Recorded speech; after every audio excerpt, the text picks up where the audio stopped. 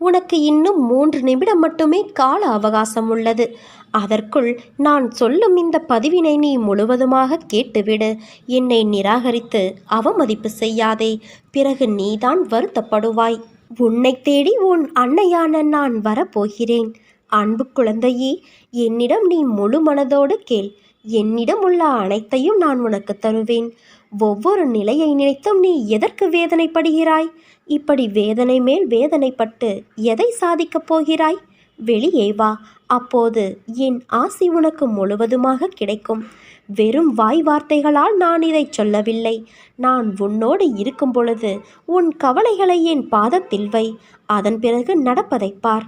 உன்னை படைத்தவள் நான். நம்பிக்கையும் பொறுமையும் கொண்டு இரு.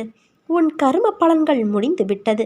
எப்போது நீ என்னை நினைவில் நிறுத்தி கொண்டு பூஜை செய்தாயோ அப்போதே உன்னுடைய கர்ம பலன்கள் பொடி பொடியாகி